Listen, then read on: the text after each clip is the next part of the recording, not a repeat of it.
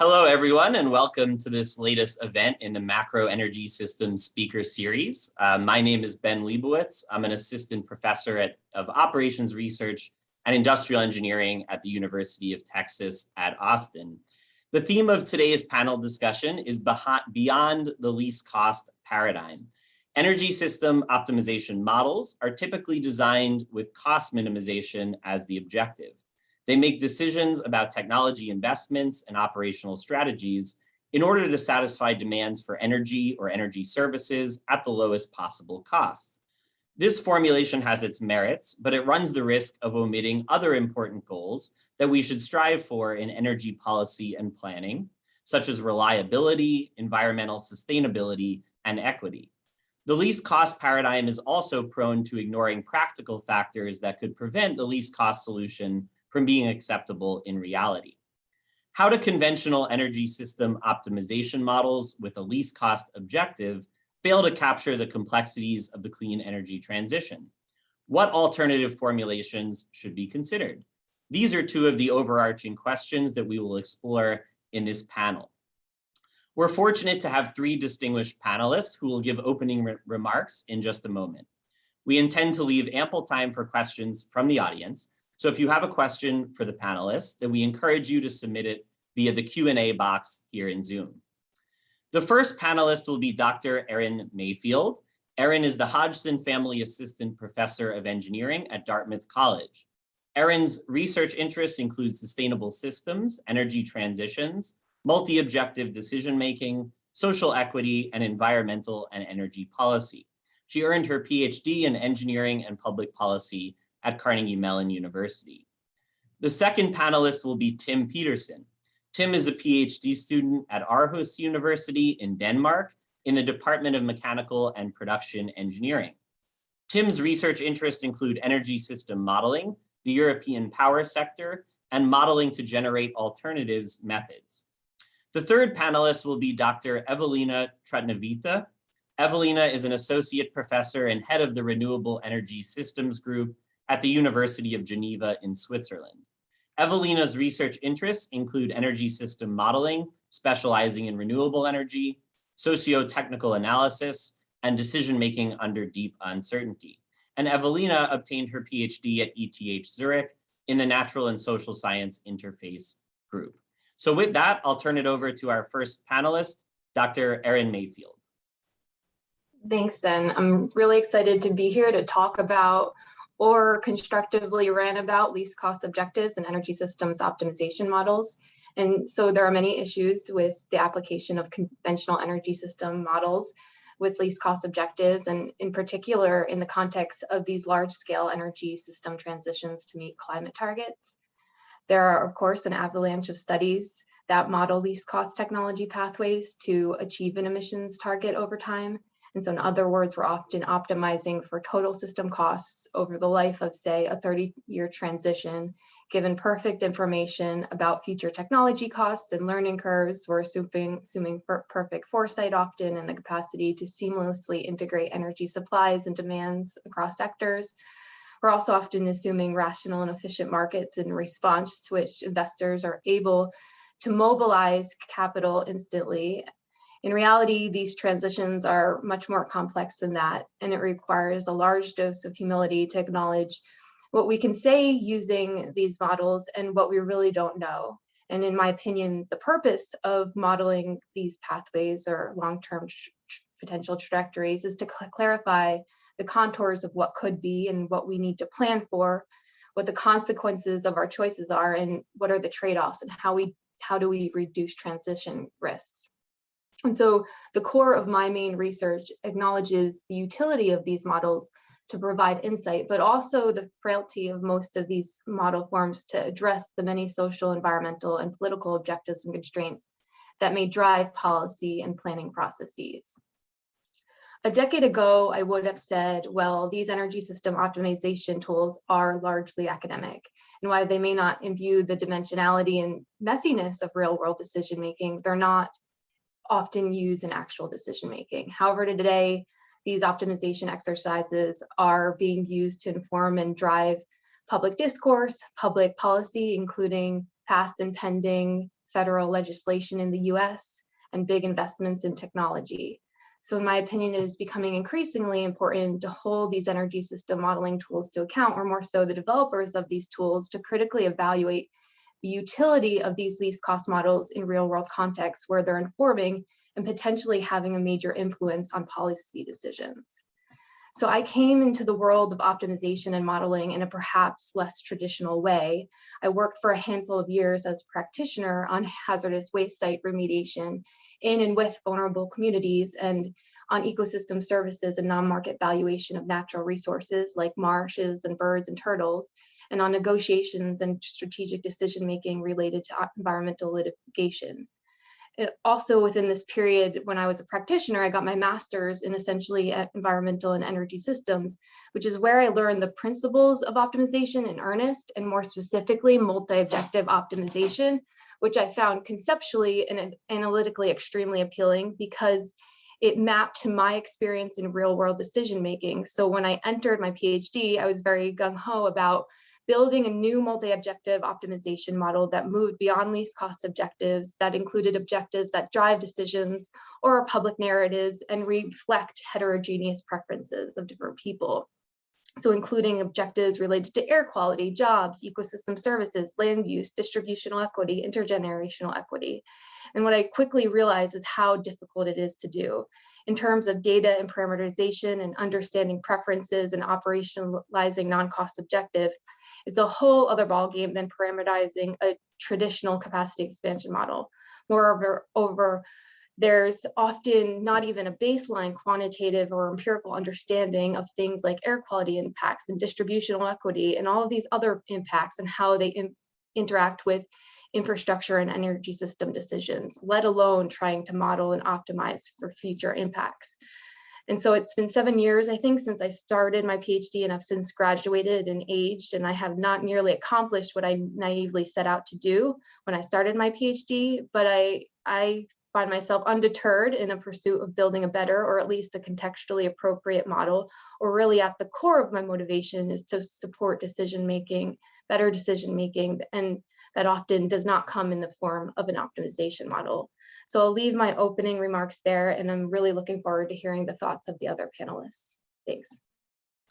Okay, thank you, Erin. So next up, we have Tim Peterson. Yeah, thanks. Thanks a lot for inviting me. As you said, I'm still a PhD student, and basically the entirety of my PhD has been sort of committed towards this topic of looking at what can we do to go beyond the least cost paradigm in energy system modeling. And of course, or trying to answer this question of why is it not enough to just do least cost optimization when we look at the energy system modeling, then I think it's because we're not just trying to minimize cost, but we are actually trying to maximize the welfare of all the users that is using the energy system. And in the translation we did from maximizing welfare to minimizing cost, we lost a lot of the aspects that are not easily put on formula. These are the more qualitative aspects of an energy system model. And just to mention a few things, it could be things such as the justice or the fairness of the energy supply. That definitely adds value to have an energy supply or an energy system that is fair and just, but it's somehow not easily quantified, and therefore it's not part of the models. Yeah, and sort of next to move on from the objective function, but look at a little bit at the constraints that we're using in the model, then I think the same thing applies here, that we are very good at, or we sort of, at least we know how to quantify all the qualitative aspects, the things that can be put on formula. But again, we're missing a lot of the qualitative stuff. Yeah, that sort of is part of the real world, and here it's things such as the fact that the energy system is being built by real people with different opinions, and all of these stakeholders need to come to an agreement before anything happens. And often the solutions that are implemented in the real world is not the solution that leads to the least cost solution according to our models. And then, yeah, there are all these other aspects or areas where these least cost energy system models fail in representing the real world. Just trying to say anything wise about the future is enormously hard, difficult, and therefore there will be some errors in the model. And yeah, to answer sort of the next question in the opening question here of what we need to do and what we need to look at is that because we're not capturing the complexity, the entire complexity of the real world, the best solution is likely to be or fall in within the inferior region of our models. So it's not the optimal solution, but the real world optimum will be somewhere outside of the optimum. And therefore we need to look at these inferior solutions to our models and not just the optimal solution. And you can sort of translate that into looking at solutions that are near the model optimum in terms of total system costs, but different in the way that it achieves the solution of our optimization problems. And that's basically what these modeling to generate alternatives methods is trying to do. And I think the entire modeling to generate alternatives community has expanded a lot in the last few years, and I think we still need to develop this type of methods even more, because yeah, they're still not perfect, and I think we can discuss a lot about this here today. But yeah, I think that's the opening remarks for me. Okay, thank you very much, Tim. So last up, we'll hear from Dr. Evelina Trutnevyte.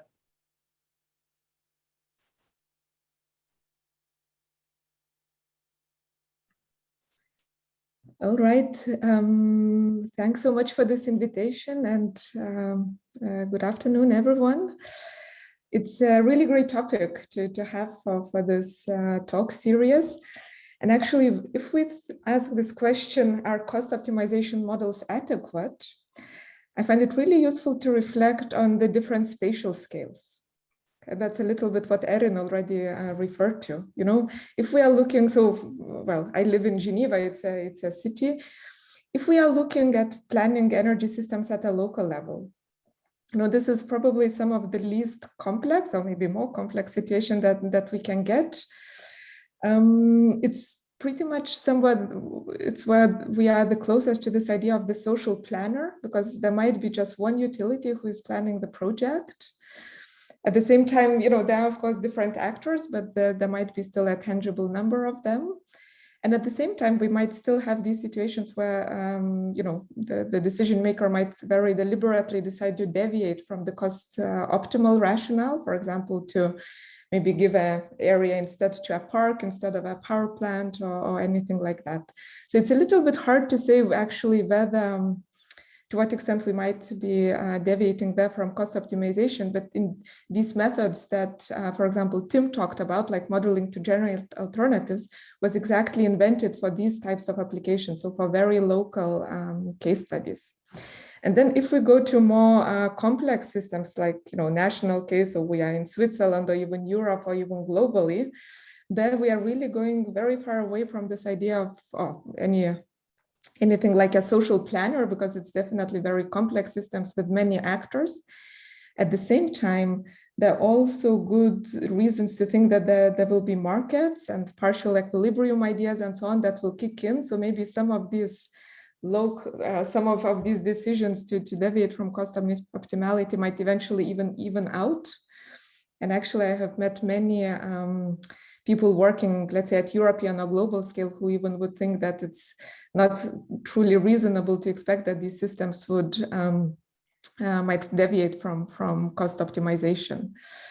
And what I'm pointing at here is that, we can all discuss that, but it's eventually all just our subjective opinion, of subjective guess of what it might be.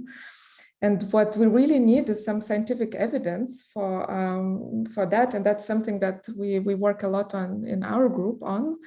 So here I would like to show you already an older study of mine that was published in 2016 in the Energy Journal, where I actually took a cost optimization model and I set up a hint casting or retrospective modeling exercise where I nearly eliminated parametric uncertainty by just taking, for example, technology cost as they were. And I'm speaking here about the UK electricity sector only.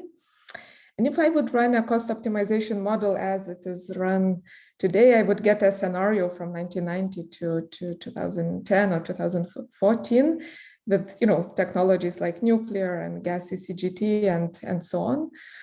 And then if I would compare it with the real world, no surprise, the real world looks differently that we all could have guessed. It's interesting that actually the technologies that are underestimated are the new technologies, renewable energy technologies like solar PV, wind, even gas CCGT, which was a new technology at the time.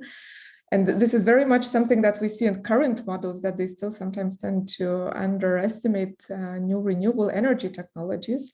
But what I found here the most provoking was the fact that if I look at the evolution of total system costs and how they evolve in the course of 20 or 25 years, actually the real world really tends to consistently deviate from this cost optimality. So here I found that this deviation is, so the real world was 16%, had 16% higher total system cost than the cost optimal case, which actually indeed would give rather hard evidence for that the real world does deviate even at the national scale from cost optimality. And one could say, maybe it's just a matter of doing parametric uncertainty. So even with lots of Monte Carlo runs, I can see that the deviation never goes below 13% in this case of the UK and might reach even as high as 23%. And then, so actually to overcome this, Tim has already nicely mentioned methods like modeling to generate alternatives. So in our model expanse that we use for various projects in our group, we always use this method. Yet here in the case of the UK, if I assume this 23% deviation, you would see these box plots show so modeling to generate alternative solutions. We get such high levels of uncertainties. We encapsulate this actual transition here in red. However, the uncertainties are so broad that it also becomes a little bit challenging to work with these methods. And then the next question is, so this is just UK and very high deviation. What can we expect in other cases? And that is something that we currently work in a project that is running for the next 5 years, where we are actually taking all 31 European countries and we do this retrospective modeling at a large scale, trying to measure the deviations from cost optimality. And here you just, I'll show you some first preliminary results. It's all work in progress. But if we take just by alphabet, the first country is Austria. We can, and if we compare real world electricity sector installed capacities versus what would have been cost optimal, we already get 68% deviation in total system cost, cumulative total system cost. I mean, it's enormous, right?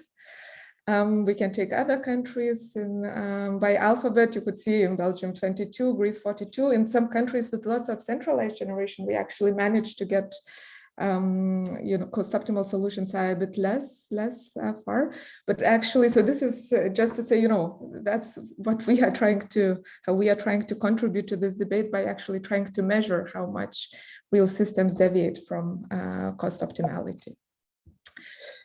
And so in terms of solutions, just the final slide to say, so what we do with our models, we actually pursue a range of strategies to make our models more realistic. Of course, one block of strategies is this more extensive uncertainty analysis, like methods to like modeling to generate alternatives, but also we combine modeling to generate alternatives with stochastic methods like Monte Carlo analysis, and also with statistical methods to analyze the resulting large ensembles of scenarios or large ensembles of model runs that we get. And yet, on the other hand, we still need to close this gap in principle between the model and the real world. So here we are doing, as I already showed you, this more retrospective modeling where we test different model versions to try to reduce model error, but we are also more and more moving into direction of combining statistical, so for example, probabilistic forecasting methods and optimization-based modeling. And we also look into socio-technical transition analysis, so bringing some of the qualitative elements into modeling and to see how that performs. And I stop here and happy to discuss further. Okay, thank you to all three panelists for your opening remarks. So now we're going to transition into the Q&A portion of this panel event. So I just want to encourage all audience members, if you have questions, you can submit them via the Q&A box. So I'll get started now with the first question, which was submitted by the audience. And this one I'll give first to Tim, since you're focusing on modeling to generate alternatives methods, which of course Evelina also just touched on. So there were several questions basically asking for a summary of how the method actually works. So for Tim, could you explain what you mean by modeling to generate alternatives? And if you were to start with a typical energy system optimization model and want to apply this idea of modeling to generate alternatives, what would that actually look like? Yeah, sure. So in the energy system modeling, we usually have or at least the models that I use, they have a linear objective function to minimize the cost in the model. So that's all the capital cost and the operational costs of supplying energy to cover our demands. And then what we say in the modeling to generate alternatives methods is that we want to look at solutions that have a cost that is near the cost of, or total system cost of the cost optimal solution. So we start by solving the optimization problem to find the least cost solution.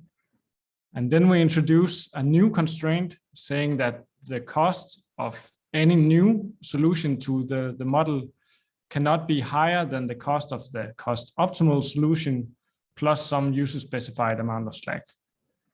And then we introduce a new objective function saying that because now we have constrained our model to only be able to find near optimal solutions in terms of total system cost. So we introduce a new objective function, and here you have a few different choices, but if you want to start simple, then you can start by, for example, maximizing the capacity of the technologies you have in your model one by one. So let's say you start by having an objective that is maximize the installed capacity of wind power in the model. And then I will find the model solution that has the most wind power that we can have in the model while still having a total system cost that is not higher than, let's say, 10% of the cost optimal solution. And then you could also try to minimize the installed wind power, and you could maximize solar, and you can sort of do this in a bunch of different ways. And yeah, the Evelina's method expands, does it in one way. There's also Joseph De Cariolis. Now he uses the hop, skip, jump method, which is an older one. And I have also published a paper on a method boldly called modeling all alternatives. But they are all similar in the way that they do this. It's just the formulation, like the last step here of changing the objective function, I would say that differs between the different methods. I hope that they gave a bit of an overview. Sure, thank you, Tim. So the next question, this one was submitted by Jessica Jewell, and this is a question for Evelina. So the question is, how did you measure the real world costs, and how much uncertainty was there in those estimates? Because that seems like a pretty difficult undertaking. So yeah, how did you measure those real world costs? Yeah, I know probably if Mark, Jackson, Rosen, and Sinben, who were part of this work, if they are listening, probably they're sighing now. I mean, so how we measure is that we, both in the model, and so when we have the real world, it's a representation of the real world in our model. So in that sense, they are, consistent, and we use then the same historical costs. So we have created, and we are about to release this database of, starting, so for all European countries of historical investment costs, but also various kinds of technology characteristics that are used in models from the year 1990 to 2019.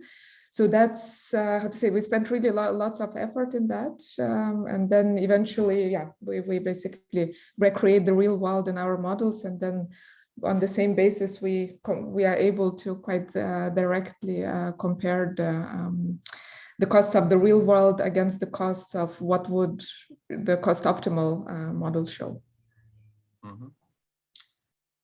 So here's a high level question. This one was submitted by Erin Baker. So the question is, modeling to generate alternatives is one method. How else can we use least cost models to draw insights while avoiding the problem of ignoring all other objectives, especially regarding social equity and justice? So I'll pose that one to all three panelists. So how else can we avoid ignoring all other objectives aside from cost? I guess I'll start out, and I think about this in many different ways, but I'll give an example of maybe kind of the conceptual architecture of how I'm thinking of some cases in the US. So kind of moving from kind of these countrywide to regional to really local, like in a US context, like county level or sub-county level decisions on how you convert and deploy infrastructure and the distributional effects of those decisions, or how distributional equity objectives related to things like air pollution and jobs are articulated and operationalized in an optimization context. And so you can have kind of more abstracted regional macro energy system modeling, making decisions at that level.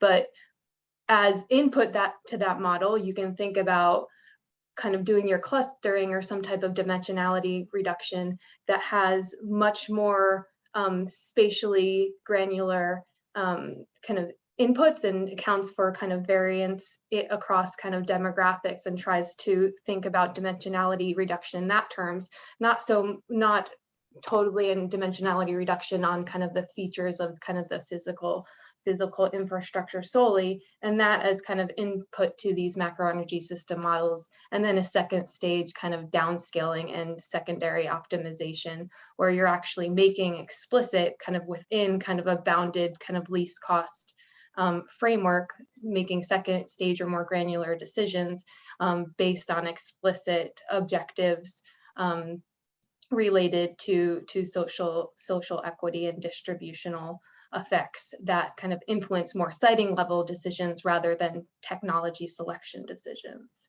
Mm-hmm. And that's so kind of one articulation of.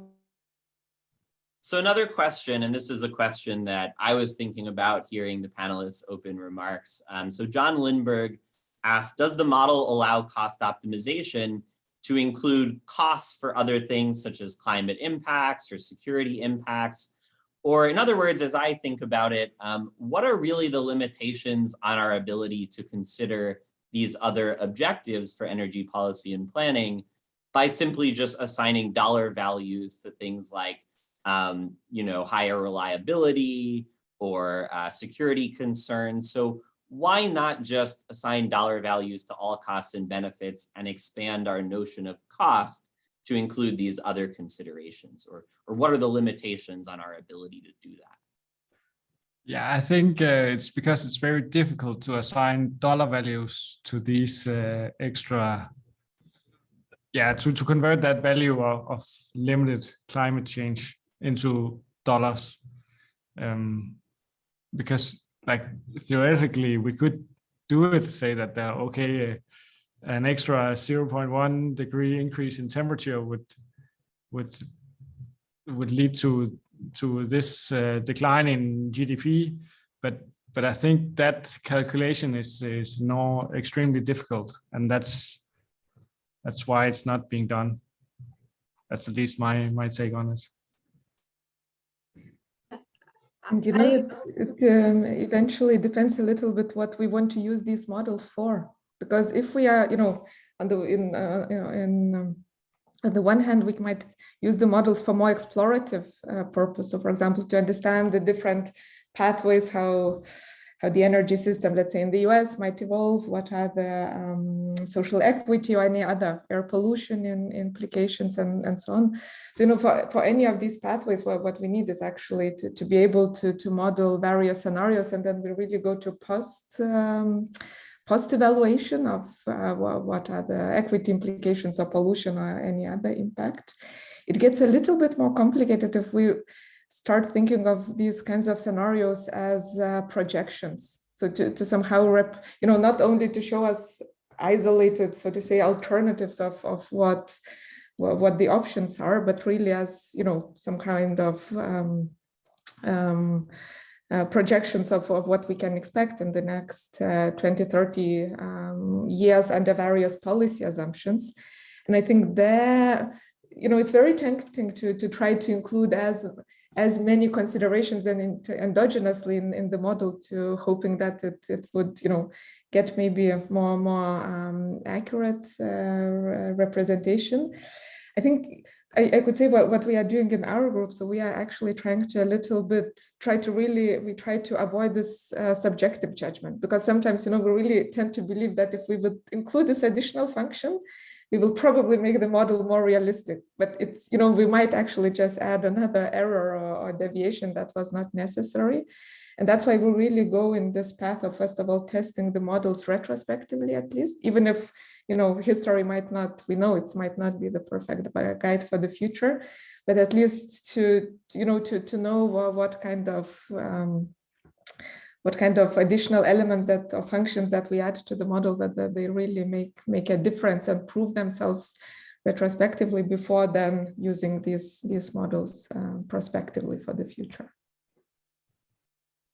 And I'll kind of mention another thing. I used to do kind of non-market valuation, like ecosystem service valuation. So putting effectively a price tag on a turtle, right? And so thinking about, or like cold water corals that are thousands of years old, right? And the whole process of doing it can sometimes doesn't even pass the laugh test. Like, how do you value things like that? Oftentimes people say everything is reducible to a monetary term, but you're implying, like, if you were to put that into an objective function, there are value judgments. Those are explicit weights, right? If you're applying a value of statistical life, that is a value judgment on how you're monetizing mortality, right? And that applies to all different types of impacts, like in terms of jobs and kind of distribution, other types of distributional effects. And kind of the question becomes, can we think about in trade-offs as well in terms of their physical units? And that's where kind of the multi-objective optimization comes in. Can we talk about trade-offs between kind of mortalities and other types of impacts or costs? And can we kind of wrap our head around and, like, what are we willing to accept? Can you think in those terms? And that is kind of problematic in itself, but also it's problematic when you're reducing these things to monetary terms when they're not equivalent, right? $1 of life is not equivalent to $1 of capital costs, and people perceive those things differently. And so I think there's kind of, again, there's problems with kind of the keeping things in physical terms and trying to kind of model things and trade-offs in that way. And there's also problems with monetization as well. So I'll ask a general question which reflects a big theme I'm seeing in the questions that are being submitted. And that's about, should we be concerned essentially that optimization models may return solutions which are not necessarily what the real world is going to do or has done in the past. So one view might be, right, that the optimization model is inherently normative, sort of what we should do given a certain set of assumptions, not necessarily a prediction of what the world will actually do, right? So that would be, of course, important for how we interpret the results. But I guess this question I'll ask is for Evelina, since you actually did this hindcasting, or at least retrospective look at, you know, what these countries actually invested in and how much it cost versus what the model, I guess, would have said they should invest in. So when we see a discrepancy there, how do you think about to what extent does that mean the model was wrong versus maybe decision makers didn't behave optimally, or maybe there's just not a single decision maker? So how do you interpret a discrepancy like that between the model and the real world? So, well, it's a great question and a huge one. I think there are two elements in that. First of all, I mean, do we really need to stick to these cost optimization models at all? And actually, despite, you know, working on modeling to generate alternatives for many years, I would say, you know, there's really some value in cost optimization models, because especially when we work with more complex systems, so let's say national level and above, first of all, they are the kind of models that are able to at least cover the technical constraints that we have in the energy system. You know, we can debate to what extent they're really accurate on that, but still they have certain internal consistency. But it's also, I think, reasonable to expect that the systems do not evolve in the most expensive way. So in a way, you know, that there's still this let's say, drift towards cost as one of the main drivers. So in that sense, I think there's really strength in how to say in using these models. Now, I know I made myself this distinction, and that you Ben nicely picked up on, you know, explorative versus more projections or predictive type of modeling.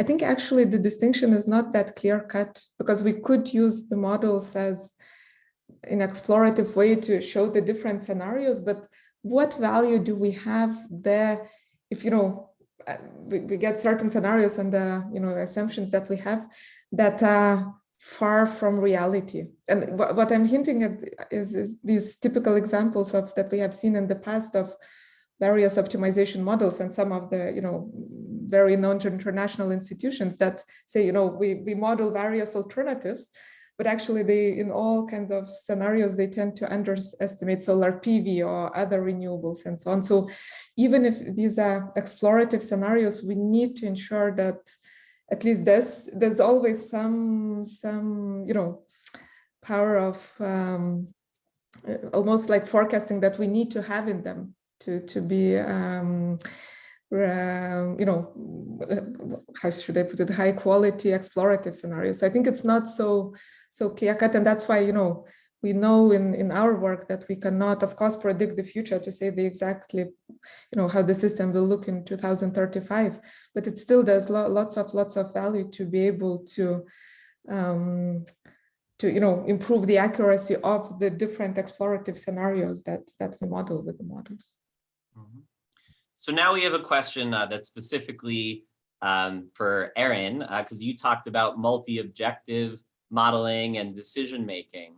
And the question is essentially, when you're trying to decide what are the proper weights for different objectives in your multi-objective framework, that seems like a very big value judgment, right? And different people, or, you know, different political units may assign different values or weights to reliability versus affordability versus environmental factors. So how do we deal with that? How do we choose weights to ultimately guide our modeling exercise? Mm-hmm. So in some things are kind of explicitly multi-objective, right? So you can look at kind of trade-offs between kind of two or more objectives, and not kind of a single set of weights between objectives, but rather you're looking at kind of a Pareto set, right? So trade-offs that reflect different value judgments. It's also kind of contextually very specific as well, like even knowing what objectives are important to whom to even think about kind of formulating. It takes initial kind of legwork to understanding just generally and conceptually those types of values. And that could be through kind of co-production methods of these models with different stakeholders, explicit survey methods, even kind of conceptually, not kind of explicitly trying to assess weights of different individuals. So it is the issue of thinking about the importance of different objectives and weighting, I think there's a lot of work to be done in this area to make it kind of useful, in my opinion. So another pretty specific question is asking about when we think about cost uncertainty in a model that's actually configured to identify the least cost solution. Basically, that means that cost assumptions about things like the price of natural gas, which has been very volatile, of course, recently, or even dramatically declining cost of solar PV, for example. If you're running a least cost optimization model and you get the costs wrong, right, that means that your solution could be quite a bit off or could change a lot next month or next year when these costs all change. So how do we deal with cost uncertainty, and how problematic is that for trusting the solution of a least cost optimization model? I think if I should say a little bit here, then cost uncertainty is one of the things that we understand better because it's very quantitative. It's a number or a parameter that we assume for our model. So there are pretty good sensitivity analysis methods. And I think now all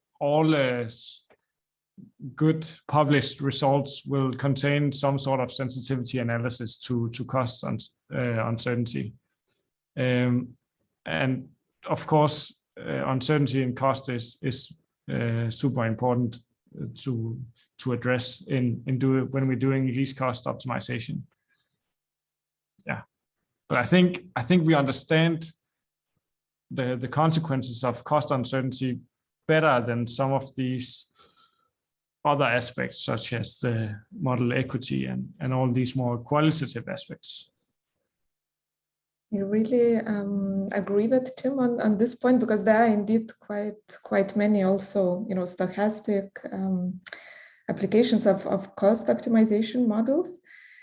What I find interesting is actually, so in this UK study, historical retrospective modeling study that I showed, I actually had both the analysis of the parametric uncertainty versus this uncertainty, how much the real world deviates from the cost optimal. So that is something that is more, one could say, structural uncertainty that is then covered by methods like MGA. And actually, interestingly, what I found that the uncertainty from MGA is way bigger than the parametric uncertainty. So actually, and in contrast, we put sometimes, in conventional models, there's lots of effort on getting the cost right and getting the uncertainties around cost, for example, right?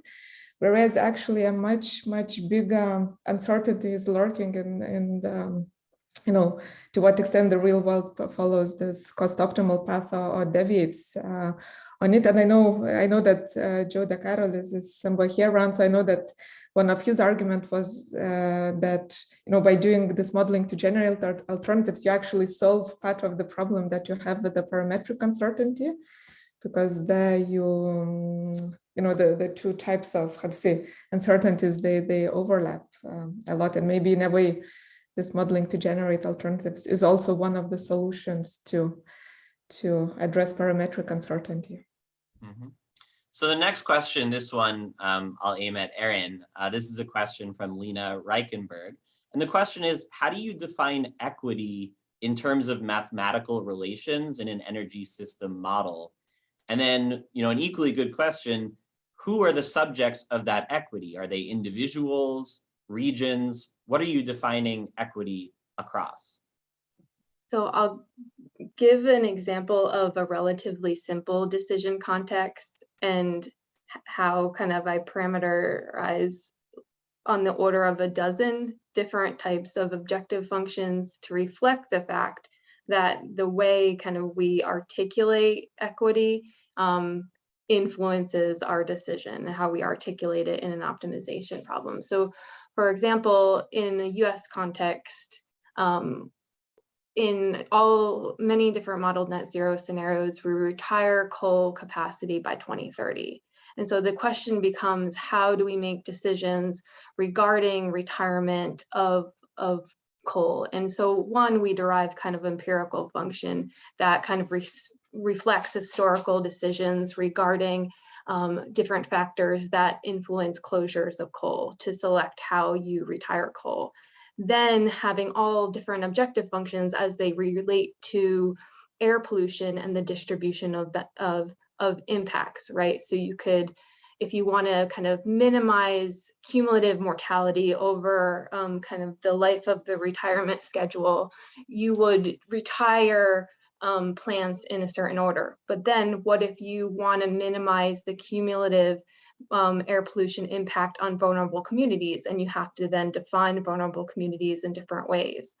Or you could try to kind of minimize the air pollution related, the relative air pollution related impact between, for example, low-income communities and high-income communities. And it gets at some aspects of retributive justice, things like that, right? So there's a lot of ways to articulate equity in an optimization problem. And that's a relatively simple math kind of decision context, mathematically at least. So there's not kind of a singular kind of articulation of equity.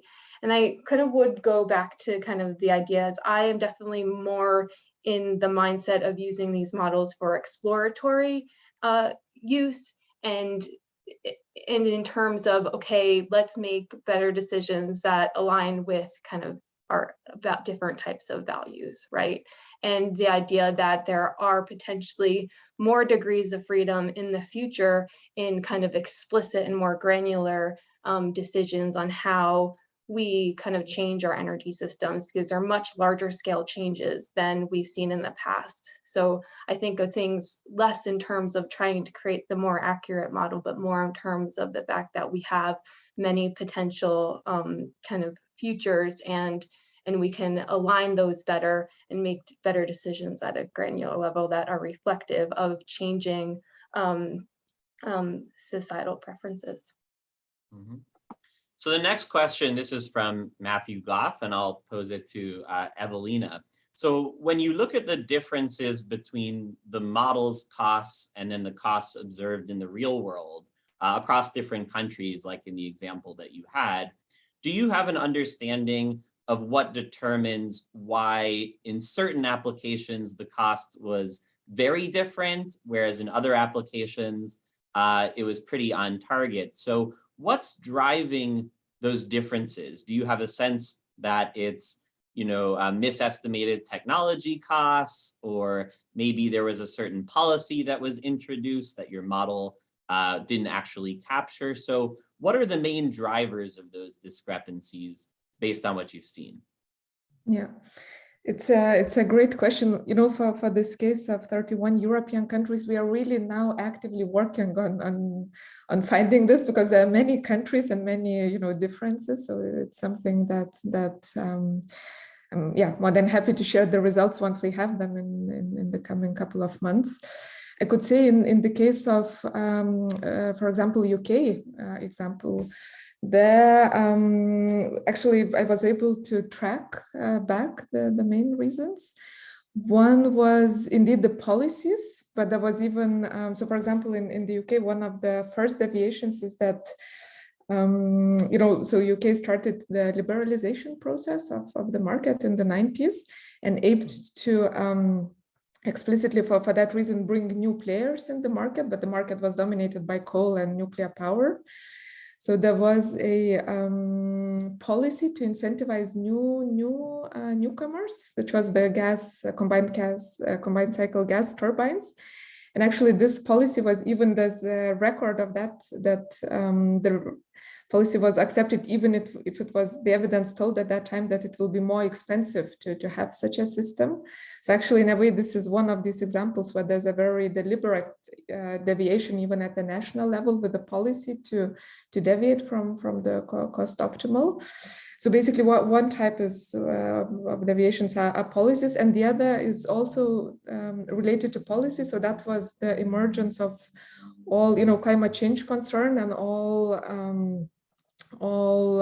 policies to, for example, promote renewables.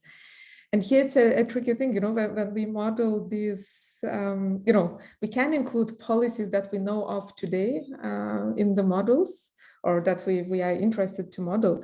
But actually, when we think really in very long time scales. So for example, in the year 1990 in the UK, who would have known at what time that, climate change concern, it was already there, but who would have known that it will really become the main driving force of energy policy, and who would have known in which year there will be, policies implemented. So actually this is, it boils really quite a lot to policy. And but at the same time, I said for prospective modeling, it's very, very hard to address that. Mm-hmm. So this next question, I'll pose this one to Tim, since your expertise includes the European power sector. So there are several questions I've gotten about the current conflict in Ukraine, and in general, sort of a retreat from a global view or globalization in general. Whereas some of our optimization models are identifying optimal solutions on a scale that might even be global. So do events like this conflict and this retreat from globalization potentially in general, does that make optimization models at that global or other large geographical scales less useful? No, I definitely don't think the models become less useful as long as you account for that these things can occur. And I think what we see now is probably that the countries will be very interested in being able to supply energy to themselves in case of a crisis, and we will also see a lot of different things happening in our energy supply that clearly no one predicted just a few years ago would happen. But I think without models, we wouldn't be able to see sort of the implications, and of course we need to rerun a lot of our scenarios to accommodate for these new realities. But if we do our modeling correct and perhaps use modeling to generate alternatives to look at a wide range of possible outcomes, then I think models are indeed still relevant. So for our final question here, I'm going to choose one which I think is particularly well aligned with this macro energy systems community, which consists of mathematical modelers, but also qualitative researchers who aren't modelers, but are interested in many of the same energy questions. And the question from Aditya Keskar is, how can we better collaborate with qualitative researchers to address the gap between least cost and real world objectives? And for all of the panelists, do you have any examples from your own work and collaboration? So how can we as modelers better collaborate with qualitative researchers? So maybe each of the panelists wants to weigh in on this last question.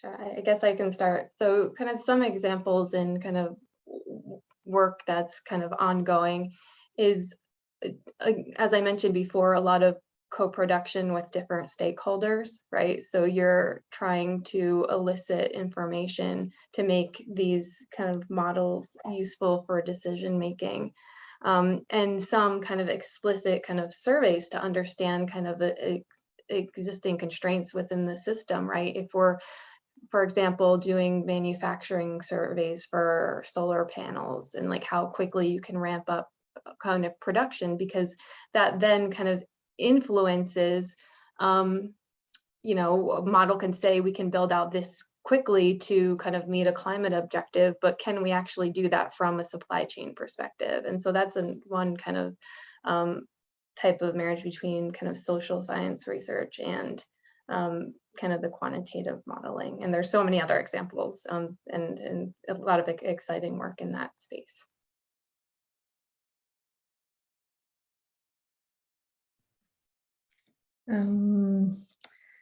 It's a very big question and a very important one, of course.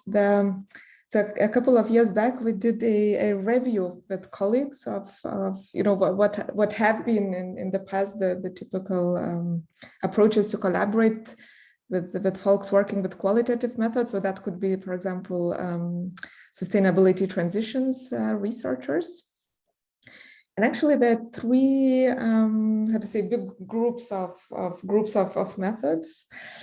One of them we all probably know and use is, you know, the well-known method of story and simulation, where we create a story to which anyone can, you know, even qualitative researchers can happily participate, and then these stories are quantified with models, even if the quantification, of course, is a narrower part of models.